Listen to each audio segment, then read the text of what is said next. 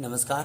JRC inspire chemistry take के इस video में आपका स्वागत है। आज हम एल्डिहाइड कीटोन तथा कार्बोक्सिलिक अम्ल के अंतर्गत क्या होगा जब के अंतर्गत केवल रासायनिक समीकरण के माध्यम से निम्न रासायनिक समीकरणों को हम जानेंगे। प्रथम, एसिटिक अम्ल पर हाइड्रोजोइक अम्ल की क्रिया से क्या होगा। दूसरी, बेंजल्डिहाइड को NaOH के साथ गर्म करने पर क्या होगा। तीसरी, बेंजल्डिहाइड को KCN के अल्कोहल विलयन के साथ गर्म करते हैं तो क्या होगा। इसी प्रकार से पैलेडियम एवं बेरियम सल्फेट की उपस्थिति में एसिटिल क्लोराइड की क्रिया हाइड्रोजन गैस से कराते हैं तो क्या होगा।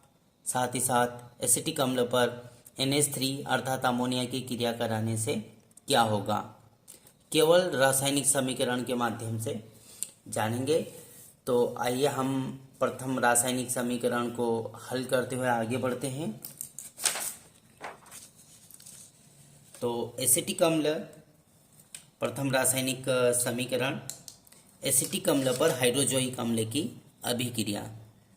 तो अ वाली अभिक्रिया अर्थात प्रथम रासायनिक अभिक्रिया को हम जानें। एसिटिक अम्ल लेना है तो CH3COOH ये लिए हमने एसिटिक अम्ल। एसिटिक अम्ल पर हाइड्रोजोइक अम्ल की अभिक्रिया कराएंगे HN3 ये लिए हमने हाइड्रोजोइक अम्ल।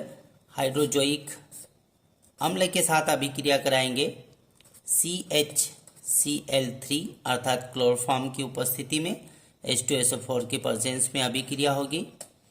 तो यहाँ से यहाँ पर नाइट्रोजन 3 है, 3 में से 2 अलग हो जाएंगे तो ये बचेगा हमारे पास CH3NH2 अर्थात एक हाइड्रोजन ये, एक हाइड्रोजन ये, एक नाइट्रोजन, 2 नाइट्रोजन अलग हो जाएंगे अर्थात N2 का अणु पृथक हो जाएगा।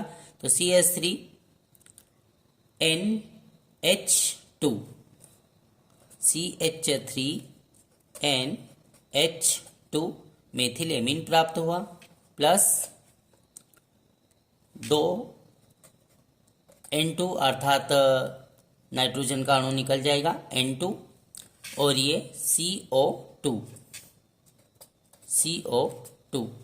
तो ये प्राप्त हुआ हमारे पास मेथिल एमीन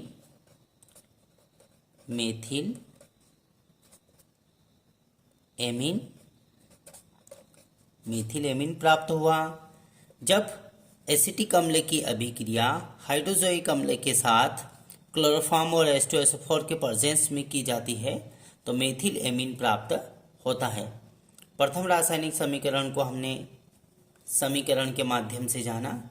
अब द्वितीय रासायनिक समीकरण, बेंजल्डिहाइड को NaOH के साथ गर्म करते हैं तो क्या होगा। तो यहाँ पर हम बेंजल्डिहाइड के 2 अणु लेंगे हल करते हुए बेंजल्डिहाइड अर्थात C6H5CHO बेंजल्डिहाइड के 2 अणु लेंगे, अभिक्रिया कराएंगे NaOH के साथ में, NaOH सोडियम हाइड्रोक्साइड के साथ अर्थात गर्म करेंगे तो 45% NaOH के साथ में गर्म किया जाता है। तो बेंजल्डिहाइड के 2 अणु से एक बेंजोइल एल्कोहल तथा एक सोडियम बेंजोएट बनता है। इसको हम समझने के आधार पर इस प्रकार से लिख सकते हैं दोनों अणुओं को C6H5CHO। C6 समझने के आधार पर लिख रहे हैं हम केवल C6H5CHO। ये 2 अणु हैं तो 2 अणु में से इसको समझे C6H5CH और एक हाइड्रोजन ये C6H5CH2 और OH ये NaOH से C6H5CH एक हाइड्रोजन ये CH2OH अर्थात बेंजोइल एल्कोहल प्राप्त हुआ प्लस अब हमारे पास बचा C6H5 C6H5 और यहाँ पर C हाइड्रोजन चले गया था, COO और Na, तो C6H5 COO Na अर्थात सोडियम बेंजोएट और बेंजोइल एल्कोहल प्राप्त होता है। बेंजल्डिहाइड को NaOH के साथ गर्म करते हैं तो क्या प्राप्त होता है, तो बेंजल्डिहाइड को NaOH के साथ अर्थात 45% NaOH के साथ में गर्म करते हैं तो बेंजोइल एल्कोहल और सोडियम बेंजोएट प्राप्त होता है। दूसरी रासायनिक समीकरण को हमने जाना। अब तीसरी रासायनिक समीकरण, बेंजल्डिहाइड को KCN के अल्कोहलिक विलयन के साथ में गर्म करते हैं तो क्या होगा। बेंजल्डिहाइड को KCN अर्थात पोटेशियम साइनाइड के अल्कोहलिक विलयन के साथ में गर्म करते हैं तो क्या होगा, अर्थात बेंजोइन संघनन की अभिक्रिया है ये। स वाली रासायनिक अभिक्रिया को पूर्ण करते हुए, ये हमने सिर्फ समझने के आधार पर लिखा था। अब बेंजल्डिहाइड पुनः लेना, C6H5 CHO। हम यहाँ पर भी दो अणु लेंगे, पर समझने के आधार पर एक अणु को हम इधर की तरफ लिखेंगे, प्लस C6H5 COH। ये वही है बेंजल्डिहाइड। बेंजल्डिहाइड की अभिक्रिया पोटेशियम साइनाइड के साथ में करवाएंगे, KCN पोटेशियम साइनाइड, तो ये दोनों बेंजल्डिहाइड के अणु आपस में जुड़ जाएंगे और बेंजोइन बनाएंगे। तो हम लिख सकते हैं C6H5 CH और ये ऑक्सीजन और ये हाइड्रोजन अर्थात कार्बन के साथ में जुड़ जाएगा, तो इसको हम इस प्रकार से लिख सकते हैं OH अर्थात कार्बन के साथ में नीचे की ओर, फिर बचेगा हमारे पास CO C6H5 अर्थात यहाँ पर प्राप्त हुआ बेंजोइन, तो हम यहाँ पर लिख सकते हैं बेंजोइन। तो जब बेंजल्डिहाइड की अभिक्रिया पोटेशियम साइनाइड के साथ कराई जाती है अर्थात बेंजोइन संघनन होता है और बेंजोइन प्राप्त होता है। तीसरी रासायनिक अभिक्रिया को जाना, बेंजल्डिहाइड को KCN के अल्कोहलिक विलयन के साथ में गर्म करते हैं तो क्या होता है। अब अर्थात पैलेडियम एवं बेरियम सल्फेट की उपस्थिति में एसिटिल क्लोराइड की क्रिया हाइड्रोजन गैस से कराते हैं तो क्या होता है। तो वाली रासायनिक अभिक्रिया को हल करते हुए आगे बढ़ते हैं। तो पैलेडियम समझने के आधार पर हम इनको पहले लिखें PD BaSO4 BaSO4।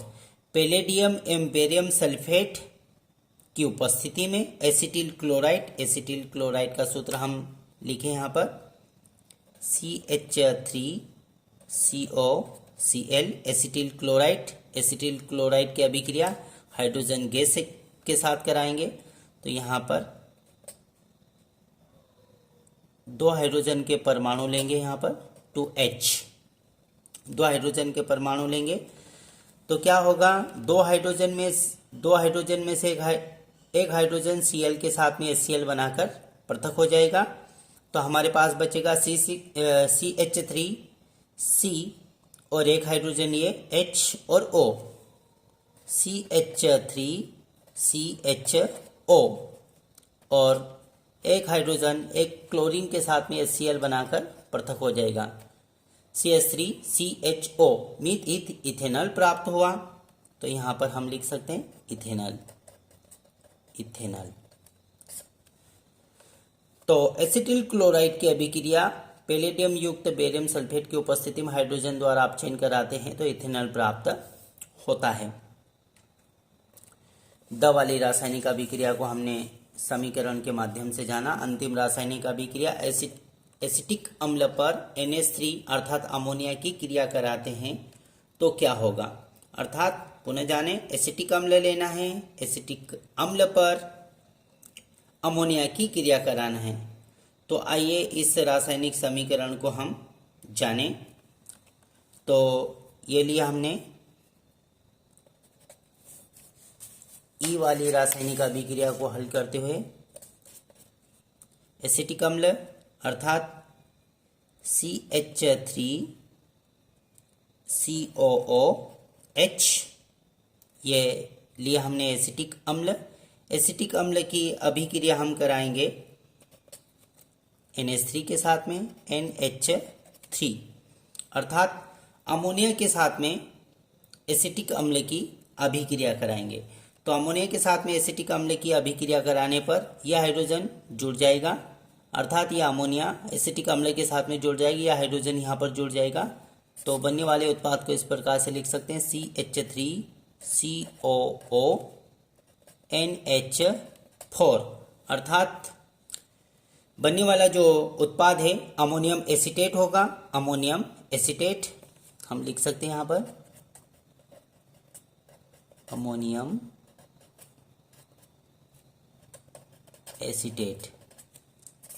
तो इस प्रकार से समीकरण के माध्यम से इन 5 रासायनिक अभिक्रियाओं को हमने जाना, जो कि परीक्षा की दृष्टि से महत्वपूर्ण है। यदि आप इस चैनल पर नए हो तो चैनल को लाइक कीजिए, सब्सक्राइब कीजिए, शेयर कीजिए। थैंक यू, आपने इस वीडियो को अंत तक देखा और इस प्रकार से बने रहिए इस चैनल के साथ।